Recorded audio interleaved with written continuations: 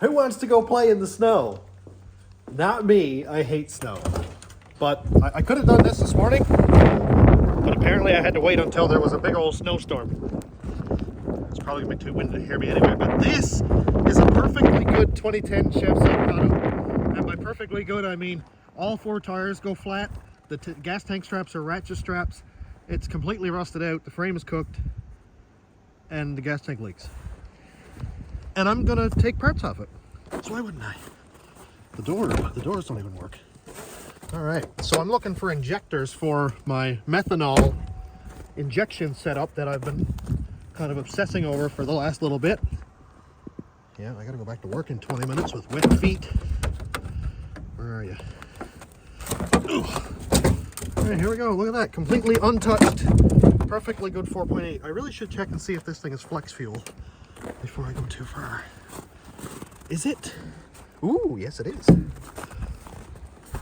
Does it have a tag? Ooh, yes it does. Double confirmed. Look at that. Look at this thing. I got a little hooky boy on there. I feel like a carpenter. Like my name should be Hank. Okay, so let's get the injectors out of this thing. These are EV1, EV6, something like that. They're the new, you know, the Gen 4 style injectors. And I'm going to take them out for my methanol injection setup. I'm probably going to end up just chopping the wires off because my hands are cold and I don't want to mess with it. But anyway, let's get them out and we'll check back in. You may be asking yourself, what kind of idiot would scrap a perfectly good running truck, because this thing does run fine, to make a methanol kit when I could go and buy one for $600? Because I want to. Also because there's a perfectly good throttle body here that I may be able to use for the Gen 4 throttle body on Gen 3 92mm breadbox thing. Oh my God, what's this called? TBSS intake. I may be doing the intake swap on this. I saw Lawrence Tolman did this on his truck and it worked great, although he used a different throttle body. I'll get into it later, but that may be a thing in the future. All right, now cutters and pry bars.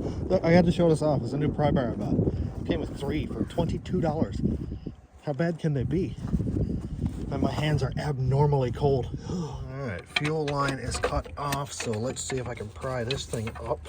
I grabbed the longest pry bar, and that was a mistake. Don't have enough room for anything. Ooh, that worked.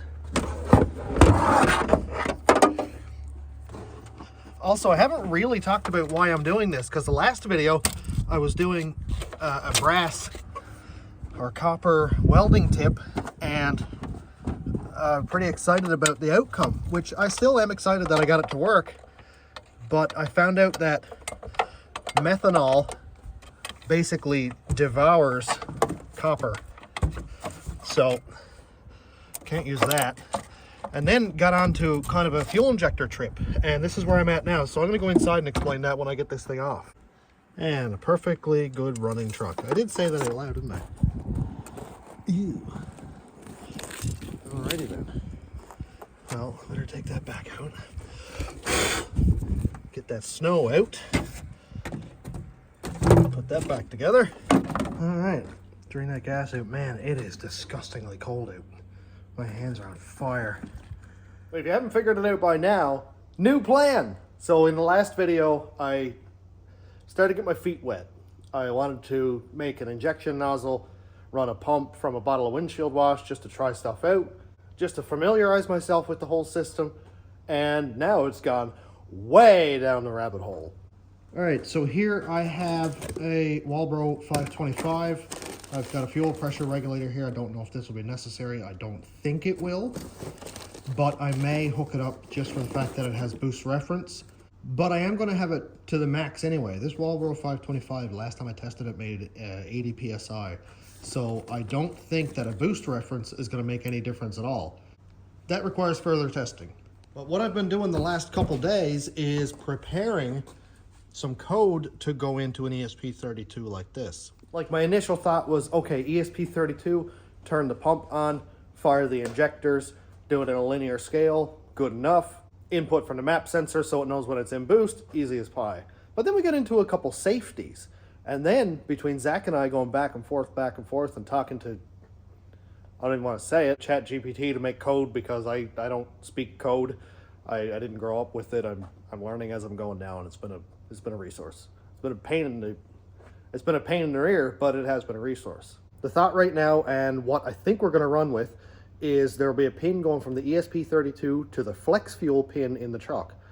There's one flex fuel pump in Canada, and it's on literally the other side of the country, so I'll never need flex fuel. This truck didn't come equipped with it, but all I need to do is put a pin in there, enable flex, and based on the frequency that the esp32 puts out on the condition, it will either use the original VE and timing table, or it'll use the flex timing table and VE. So if everything is status okay, it'll use the flex ones where I can put in extra timing, I can pull a little bit of fuel to make up for the methanol content, and then I want to have a fuel pressure sensor in line between the pump and the injector. That way if pressure drops, it'll give it the error frequency, and then we'll revert back to the regular timing table and fuel. That way, if there's anything at all fails, I want to have a level sensor in the tank so that if the level gets too low, it'll cut back to the original timing table. If for some reason a wire gets pinched, if something grounds out, it'll revert back. That is, I think, the safest way we can do this. So let's say that I put my tank right here. I've been thinking about 3D printing a tank, potentially. I'm not stuck on that yet, but my tank is right here. My fuel pump is in the tank. Run my line across the radiator right here into the two injectors, say right here, or one there and there, whatever. I think right here in this straight shot would be ideal because it's lots of space. I can have a pressure sensor, say right here, and a level sensor in the tank, and all the wiring can come along here, go along the fender, in through, I don't know, right there where that air conditioning is not going to be, because obviously I don't need that. I may pull the dash out and get rid of that actually, because that's probably 40 pounds. And then I could print a grommet, and I've got all kinds of room for wiring to go through there. Getting ahead of myself. But yes, this right here, this would potentially work. If by chance I get in a crash and the line gets severed, it's not just going to keep pumping fluid because I've got like 3 safeties in place. I think I'm going to keep the ethanol content sort of in the range of 50-50 to 60-40. I'll get a bunch of power out of the heat dissipation anyway, and I don't know if you can light windshield wash on fire, so that would keep it a lot safer. Maybe you can. It's got a flammable symbol, but at least it won't be like basically straight methanol. I've learned so much in the last few days that I don't even know if I can spell my name. I can only absorb so much information without something else having to go. But my plan was to use an esp32 breakout board, just, you know, to clip it together and make it sensible, and a solid state relay. Well, between Chat and Zach, they told me, no, I can't use a solid state relay because an injector needs to switch too fast and the relay just won't work. It'll either like stay on or fail off or whatever. And it's just not ideal. So it said to order a MOSFET. I had an idea what a MOSFET was. I've seen it before. I know it's a little black dude with 3 legs, and I didn't realize how cheap they were. So I went on to everybody's favorite dollar store, Temu, and ordered a pack of MOSFETs, a pack of flyback diodes, because apparently I need those, some small capacitors, a pack of resistors, a breakout board, a bunch of circuit boards, because I'm going to need to do that, and some DuPont wires. So this should be fairly easy. It should hopefully just go click, click, click and work. The software side of it is what I'm kind of having a little bit of trouble with, but basically it's just convincing the AI to do what we want it to do and not give us any of the extra fluff. And believe me, I am the furthest from a person who wants to use AI. It absolutely hurts my soul to use it, but I don't have 10 years to go and learn how to code. Every time I watch a YouTube video on it, I get more confused. So for right now, until I do get my head around it all, it's just gonna have to do. All right, a little bit of a more progress going on here. So I told it to give me every pinout that it can, every connection. So the map sensor ground goes to the esp32 ground, MOSFET source pins, chassis ground, that kind of thing. And it seems to be working well. I just need to get my head around all this. Then I got it to make me up just a visual diagram just to show it on video here. Now this is wrong because the Hellcat pump is in tank, but whatever, you get the point. Here's a tank, there's a level switch that goes out to the esp32. There's a pressure sensor right here that will go to the esp32, and that wiring for those safeties will go back to the PCM and in through the flex fuel sensor. And then if anything fails, if the pump fails, if the pressure sensor notices a drop, it's going to turn off that and it's going to revert to the main spark and VE tables. And here's the 3 fuel injectors. Yeah, I said 3, didn't I? So I intend to do 2 fuel injectors, but it said at the power level I'm at and the volume of methanol that I'm going to need, I'm better off using 3, so it'll be staged, where both injectors will come on at the same time, 1 and 2, and then injector 3 will come on for higher boost levels for more methanol. Now, everything I'm talking about here right now is theoretical. I haven't actually tested anything yet. I don't have my esp32 yet. I don't have all the bits and pieces, the MOSFETs, all the diodes and all that stuff. So I can't guarantee or verify that any of this works. But one thing I will do is, after I have this done and tested and verified that it works, if anybody wants to try to recreate this, you can make minor changes, like what kind of fuel pump you use, what kind of pressure, what kind of volume, whatever. But I'll upload the sketch and the code and all that to Dropbox, or just email me and I'll send it to you, or whatever, if you want to try to make your own. This should potentially be more effective and safer than the water meth injection kits that are online right now. Now, I know that's a lot to say because I'm just an idiot who's trying to make this at home with stuff. But if I can get all these safeties to work, it should be safer. So I need to start figuring out what I'm going to do for a tank, and I really, really like this location right here. Yes, I know if somebody crashes into my fender, or if I go out in the woods and hit a tree, that tank is going to go boom, bye-bye.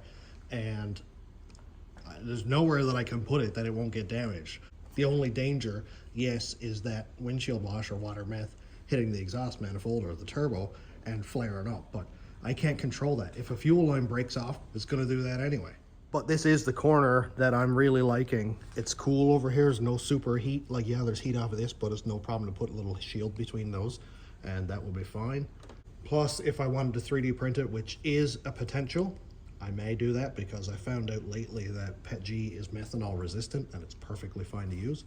Plus, I can design a bung or whatever for the fuel line outlet. I can design threads for the level sensor. I've got a couple old oil pans from like Chev trucks that have that float thing in the side of it. I might use that. I'll find out if that's usable or how it works, and I'll integrate that into the code, where I can just basically screw that into the bottom of my tank and have the 2 wires going to it. And whether it makes continuity or breaks continuity between 2 pins in the esp32, that's as simple as it should be to tell the board that the fluid is low. Well, I need to brave the, I don't really know where to go. I gotta brave the cold and the snow to find an oil pan. God,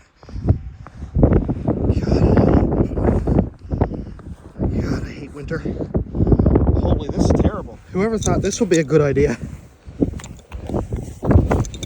I found a level sensor and I only got absolutely soaked, so that's pretty cool. So let's take a 10-second look at this. I did a bit of a design today where I've got the methanol tank designed for the truck, and it looks small because this hole here and this cap are really big. But this is a 4-inch opening right here where I can get my whole hand in there to set the fuel pump and all that stuff. So if we look right down here, I have a kind of a wall made that the fuel pump is going to sit into. It's got an opening there in the middle, and it's open on each side, and that's only 1 inch high. So there's going to be lots of fuel volume, but that pump is not going to want to walk around. Here's an opening for the pump, and I have it made, I think it's 8mm thick if I remember correctly. That way it's not going to have any issues from side load or anything like that. I notched the corner out right here so that it can fit sort of around the fender. And also here's the cap that's threaded and also has a little bit of grippiness on the outside there. Also, I designed this little bit of a sleeve right here so that way it'll be easy to split it in MakerWorld. So here are my 3 pleats in MakerWorld. I had to split it because I can't print the roof with no supports. So it would be really disgusting full of supports, and I don't want that.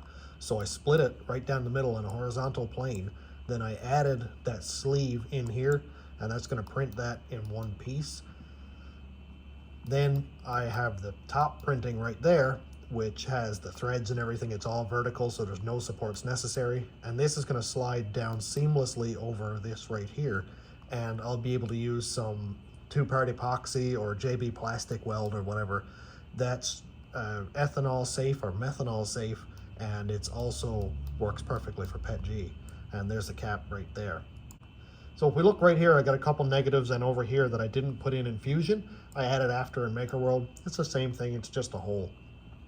So these two are the holes for wiring. I'll be able to put bolts through here with copper washers, kind of like studs, and or rubber washers or whatever. That way I can have the fuel pump electrical come up here, and then on the bottom side, I can have my wires go out to the ESP32.